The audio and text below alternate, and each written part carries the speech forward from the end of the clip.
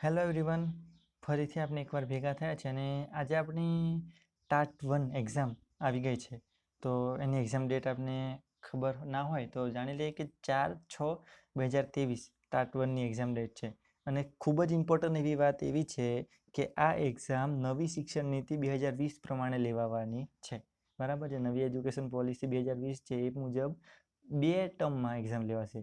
મતલબ કે એક પ્રિલિમરી અને એક મેન્સ. તો જે પ્રિલિમરી એક્ઝામ છે 4/6/2023ના રોજ લેવાશે, જ્યારે મેન્સ એક્ઝામ એ 18/6 તારીખ દે છે. બરાબર, યાદ રાખજો 18/6ના દિવસે એ લેવાશે. હવે એના વિશે આપણે હવે જોઈએ તો કે ટાટ 1 એક્ઝામ તો આવી ગઈ, એટલો ખ્યાલ આવી ગયો, પણ હવે મેન્સમાં શું છે, પ્રિલિમરીમાં શું છે, તો એના વિશે આજનો વિડીયો છે. બરાબર, કઈ રીતે તૈયારી કરવી, કેટલું વાંચવું, કેમ કે હવે આપણી પાસે માંડ 1 જ મહિનો બાકી છે.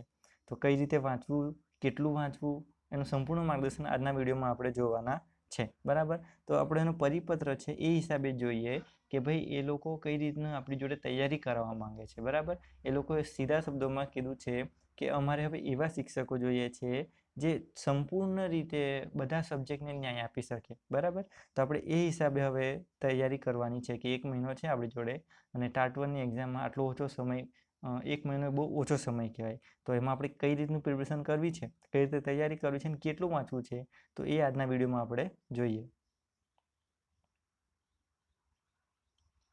જો પરિપત્રમાં છે ને બધી ડિટેલમાં ચર્ચા કરેલી છે, પણ આપણે જે ઇમ્પોર્ટન્ટ મુદ્દા છે ને એટલા મુદ્દાની ચર્ચા કરવાની છે. બરાબર, જો એમને એવું પણ કીધું કે ભાઈ ક્રિએટિવિટી, થિંકિંગ, બરાબર, પ્રોબ્લેમ સોલ્વિંગ વગેરે શીખવી શકે, કમ્યુનિકેશન સ્કિલ હોય, તો એવા આપણે શિક્ષકો અત્યારે એમને જોઈએ છે. બરાબર, તો બધી ડિટેલમાં આપણે ચર્ચા નહીં કરીએ, આપણે ઇમ્પોર્ટન્ટ મુદ્દાને ખાલી જોઈશું. બરાબર, હવે જો શિક્ષક અભિરુચિ કસોટી, ટીચર એપ્ટિટ્યૂડ ટેસ્ટ TAT. બરાબર, તો આયોજન અંગેનો ઠરાવ છે જે રાષ્ટ્રીય શિક્ષણ નીતિ 2020, અને ખાસ કરીને એ લોકોનો પ્લાન કયો છે, મિશન સ્કૂલ્સ ઓફ એક્સેલન્સ. બરાબર, એને અંતર્ગત ધ્યાનમાં રાખીને લોકો ટીચર્સ માટે ટેસ્ટનું આયોજન કરવાના છે. બરાબર, એટલે ખાસ કરીને બધા ક્ષેત્રમાં જે પારંગત હશે એવા ટીચરોને લોકો ઉઠાવવા માંગે છે. બરાબર, કેમ કે હવે 2 તબક્કામાં પ્રિલિમિનરી અને મેન્સ આપી એ GPSC બરાબર જ થઈ ગયું ને, કેમ કે આપણે જ્યારે પ્રથમ એક્ઝામ આપીશું પ્રિલિમિનરી એક્ઝામ, એના પરથી લોકો મેરિટ બનાવશે, અને મેરિટમાં બી ધોરણો કેવા છે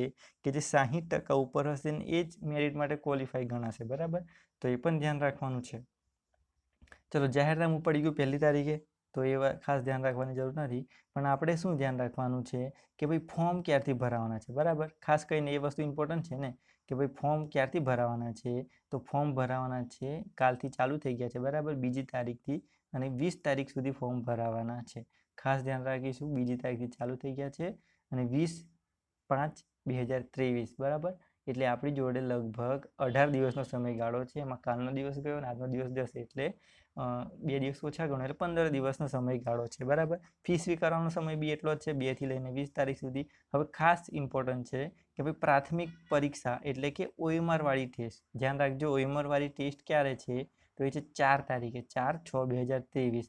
અને જો OMRમાં તમે ક્વોલિફાય થશો, બરાબર, કે 60+ હોય તો ક્વોલિફાય થશો, પછી એના પછી મેરિટ બનશે અને પછી તમે જે મેન્સ એક્ઝામ આપવા મળશે, એટલે મુખ્ય એક્ઝામ, તો એ વર્ણનાત્મક એક્ઝામની તારીખ છે 18/6/23. 2 ડેટ ખાસ યાદ રાખવાની નીચે, 3 યાદ રાખવાની છે આમ તો. બરાબર, કે ફોર્મ ભરવાની કહીએ તો 2 થી લઈને 20 તારીખ આ મહિનાની. બરાબર, 5મા મહિનાની. અને જે OMR MCQ છે 4 તારીખે છે, 6ઠ્ઠા મહિનાની. અને એના પછી જો તમે પાસ થશો તો મેન્સ એક્ઝામ તમને 18 તારીખે આપવા મળશે.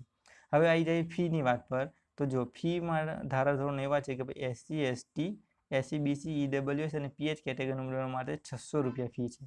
પછી જ્યારે જનરલ કેટેગરી હોય તો એના માટે 500 રૂપિયા ફી છે. એટલે કે ફી તો બધા માટે છે. બરાબર, એટલે એ ધ્યાન રાખવાનું છે. ફી 400 અને 500 છે. પછી ઓનલાઈન ભરવાનું છે, એ બધું તો તમે ફોર્મ ભરશો ત્યાં તમને ખ્યાલ આવી જશે. હવે ઇમ્પોર્ટન્ટ કઈ વાત છે કે ભાઈ આપની લાયકાત શું આની અંદર નક્કી કરેલી છે. બરાબર, તો જે ભાઈ સરકારી ધારાધોરણો મુજબ જે છે કે ભાઈ ખાસ કરીને BSc થયેલું હોવું જોઈએ અને B.Ed કરેલું હોવું જોઈએ. બરાબર, આઈ થિંક PTC વાળા માટે આ એક્ઝામ નથી એવું લાગી રહ્યું છે. અંદર એવું ક્લિયરિફિકેશન કર્યું નથી, પણ નહીં છે. બરાબર, તો શૈક્ષણિક લાયકાતની અંદર જે BSc BA BCom એકવાળા સબ્જેક્ટવાળા અને ખાસ B.Ed કરેલું ફરજિયાત હોવું જોઈશે. ઓકે, હવે જો 2 પ્રકારની કસોટીની વાત કરી. એક તો પહેલી કઈ તો કે ભાઈ પ્રાથમિક કસોટી, તો જે પ્રાથમિક કસોટી હશે ને બહુ વિકલ્પ સ્વરૂપની હશે, અને જે મેન્સ પરીક્ષા હશે, મુખ્ય પરીક્ષા, એ વર્ણનાત્મક હશે. મતલબ કે આપણે પેપર લખવાનું આવશે. હવે એના વિશે ચર્ચા કરી લઈએ કે ભાઈ પેપર કઈ રીતનું આવશે, તો એ જોઈ લઈએ. તો જો પ્રાથમિક પરીક્ષા જે છે ને એ MCQ વાળી એ 200 ગુણની હશે, બરાબર, મલ્ટીપલ ચોઇસ ક્વેશ્ચન. હવે 200 ગુણની હશે તો એમાંથી 100 ગુણનો જે પ્રથમ ભાગ હશે ને એ બધા ઉમેદવાર માટે કોમન હશે. જે રીતે આપણે ટેટ 2 માટે 75 માર્ક કેવા કોમન હતા, તો આમાં 100 માર્ક કોમન રહેશે. અને જ્યારે જે બીજો 100 માર્કનો ભાગ છે એ બીજા 100 માર્કના ભાગ માટે કેવું હશે કે પોતપોતાના વિષય આધારિત હશે, બરાબર. કે સમજો કે કોઈનું ગણિત વિજ્ઞાન છે તો 100 માર્કનું એના ગણિત વિજ્ઞાન હશે, કોઈને ગુજરાતી ને SS હશે તો એ રીતનું હશે, બરાબર. અને આમાં મોસ્ટ ટાઈમપી વસ્તુ ધ્યાનમાં રાખવાની છે કે ભાઈ માઇનસ સિસ્ટમ છે, દરેક ખોટા દીઠ 0.25નું માર્ક કપાશે, બરાબર. તો આ વસ્તુ ધ્યાન રાખજો. હવે જો જે કસોટીની વાત કરી તો 2 વિભાગની હશે. પહેલી વિભાગ 1ની અંદર કેટલા 100 પ્રશ્નો અને વિભાગ 2માં 100 પ્રશ્નો, બરાબર. એટલે ટોટલ 200 માર્કનું પેપર થઈ ગયું. આનો સમયગાળો છે 180 મિનિટ. એટલે ધ્યાન રાખજો 180 મિનિટની અંદર આપણે પેપર પૂરું કરવાનું છે, બરાબર. પછી આ બધું કોમન છે, દરેક પ્રશ્નનો 1 ગુણ તો બધાને ખબર છે. હવે અભ્યાસક્રમ કઈ રીતનો છે તો અમુક આપણે મુદ્દા હાઇલાઇટ કરી લઈએ કે ભાઈ જે આગળનું 100 માર્કનું કોમન છે એની અંદર સામાન્ય જ્ઞાન તથા શિક્ષણના વર્તમાન પ્રવાહ આવશે, બરાબર. એની અંદર આટલા મુદ્દા છે એ મુદ્દા આપણે જોઈ લેવાના કે આટલા મુદ્દામાંથી 20 માર્કનું હશે. પછી બીજું છે શિક્ષણ અભિયોગ્યતા, જે 35 માર્કનું છે. મતલબ કે મનોવિજ્ઞાન, સીધી ભાષામાં કહીએ તો કે મનોવિજ્ઞાનની અંદર આટલા ટોપિક છે. અને બીજું છે શૈક્ષણિક મનોવિજ્ઞાન, એ 15 માર્કનું છે, બરાબર. એમાં વૃદ્ધિ, વિકાસ, તરુણાવસ્થા, પછી રસ, વલણો, વૈયક્તિક બધું આવી જશે, બરાબર. તો એ મનોવિજ્ઞાન છે. પછી વર્ગ વ્યવહાર બી છે 10 માર્કનું, બરાબર. ધ્યાન રાખજો વર્ગ વ્યવહાર છે 10 માર્કનું. પછી એના પછી આવશે તાર્કિક અભિયોગ્યતા, જે 15 માર્કનું છે, બરાબર. તાર્કિક અભિયોગ્યતા તો એની અંદર ભાષાકીય પ્રાવીણ્યમાં આવી ગયું, બરાબર. વ્યાકરણ, જોડણી એ બધું આવી જશે. આ બધા મુદ્દા અંદર આવશે, બરાબર.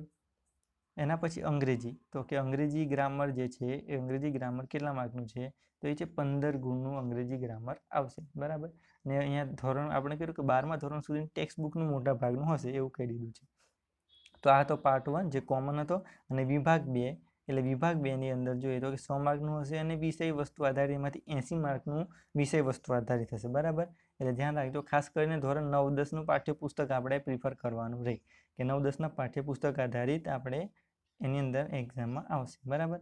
અને બીજા જે 20 ગુણ હશે એ વિષય વસ્તુ આધારિત પણ કઠિનતા મૂલ્યના આધારે હશે. એટલે ખાસ ધ્યાન રાખજો કે ભાઈ 11-12નું થોડુંક વાંચેલું હશે તો એની રિલેટેડ પ્રશ્ન હશે, બરાબર, કઠિનતા મૂલ્ય આધારિત.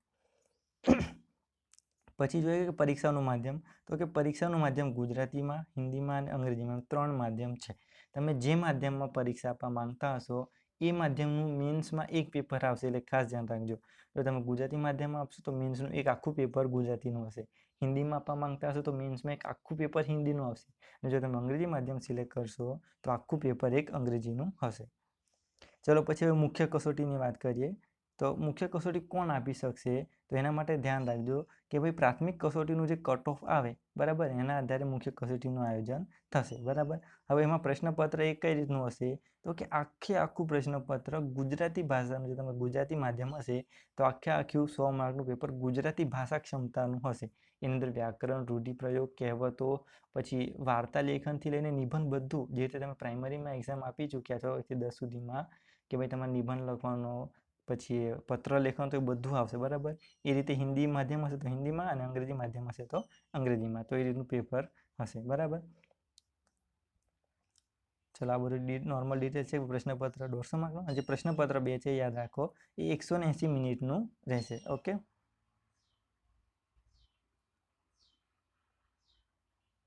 ઓકે ચલો હા, પ્રશ્નપત્ર 2 એટલે કે વિષય વસ્તુ વાળું જોઈ લઈએ.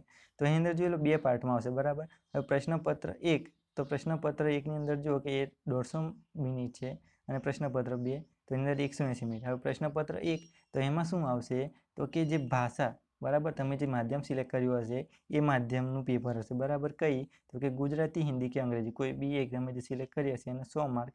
અને બીજું પ્રશ્નપત્ર આવશે એ છે તમારી વિષય વસ્તુ, બરાબર. વિષય વસ્તુ મતલબ કે આપણી મેથડ, ગણિત વિજ્ઞાન, ગુજરાતી, SS, કોઈ ઇંગ્લિશ હોય તો ઇંગ્લિશ, તો એ હિસાબે મેથડ. એટલે 2 પેપર આપણે મેન્સ એક્ઝામમાં આપવાના છે, ખાસ ધ્યાન રાખજો.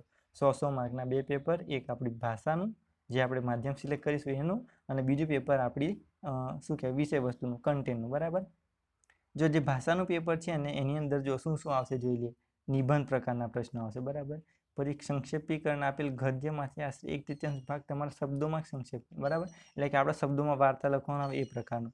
પછી પત્ર લેખન આવશે. પત્ર લેખન આટલા મુદ્દા આપેલા છે એ મુજબ કે અભિનંદનનો, શુભેચ્છાનો, વિનંતીનો, ફરિયાદનો.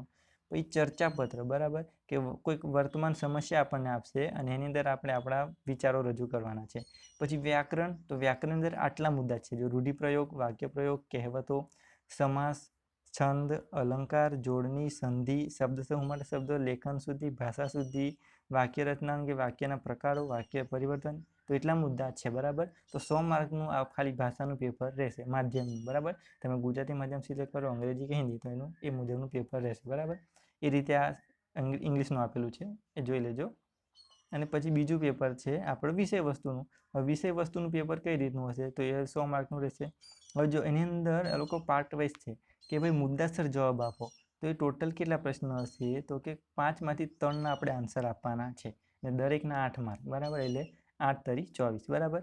પછી માંગ્યા પ્રમાણે જવાબ આપો, તો એ કેટલા છે, 6 પ્રશ્ન પૂછશે, એની અંદરથી આપણે 4ના આન્સર આપવાના છે, બરાબર. એટલે કે દરેકના પાછળ એની અંદર કેટલા 6 ગુણ, એટલે 6 ચોક 24, એ 24 અને ઉપરલા 24 થઈ ગયા. હવે ત્રીજો પોર્શનમાં એવું છે કે માંગ્યા પ્રમાણે જવાબ આપવાની અંદર 7માંથી કેટલા, તો કે 7માંથી કોઈ પણ 5ના આપણે જવાબ આપવાના છે, અને દરેકના 4 ગુણ, એટલે 5 ચોક 20, એટલે 20 માર્ક એના થઈ ગયા. હવે ચોથું જોઈ લે કે 1 કે 2 વાક્યની અંદર જવાબ આપો, તો એ 10 પૂછાશે ને ફરજિયાત હશે, દરેકના 2 ગુણ, એટલે 10 દુના 20. પછી છેલ્લું છે હેતુલક્ષી, એટલે કે ખાલી જગ્યા ટાઈપ કે પછી MCQ ટાઈપ, તો દરેકના 1 ગુણ, અને એ વાળા પૂછાશે કેટલા, તો કે 12. જો અહીંયા આપી દીધું ખાલી જગ્યા, જોડકા કે પછી સાચા ખોટા, તો એ 12 માર્કના. તો આમ કહીને આપણું કન્ટેનનું 100 માર્કનું પેપર થશે, ઓકે. ને પછી એના પછી જે કટ ઓફ બનશે એના આધારે આપણું સિલેક્શન થશે. એટલે મેઇન કટ ઓફ આપણે આનું ધ્યાન રાખવાનું છે મેન્સ એક્ઝામનું, બરાબર.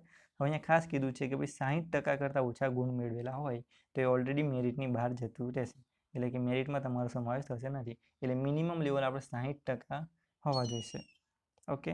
પછી આ બધી નોર્મલ બાબતો છે, તો એ બધું આપણે એટલું બધું ઇમ્પોર્ટન્ટ છે. કઈ રીતે ભરવાનું છે એની વિગત આપી છે, તો બધા ખ્યાલ છે ઓજસ પર ભરવાનું છે. મોટા ભાગે તમે સાયબર કેફેનો યુઝ કરો, કેમ કે મોબાઈલમાં થોડી ઘણી ભૂલ રહી જશે, તો એ પછી પાછળથી ઇસ્યુ થાય છે ફોટોમાં, સાઇનમાં, બરાબર. તો એ બધી ડિટેલ આપેલી છે, ઓકે. ઓનલાઈન અરજી કરવાનું છે તો તમે જોઈ લીધું. આપણે ઓનલાઈન મોટાભાગે સાયબર કેફેનો જ ઉપયોગ કરો એવી હું સલાહ આપીશ, બરાબર. બસ તો આટલી બાબત આપણે ધ્યાનમાં લેવાની હતી, બરાબર. તો જો ખાસ કરીને કઈ બાબત ધ્યાનમાં લેવાની, કે ડેટ આપણે યાદ રાખી લેવાની છે. કોઈ એક્ઝામની ડેટ કઈ છે, તો કે 4, પ્રિલિમિનરી મેન્સની છે 18, અને ફોર્મ ક્યાં સુધી ભરાશે, તો કે 2 તારીખ લઈને 20 તારીખ સુધી, બરાબર, આ મહિનાની તારીખ સુધી ભરાશે.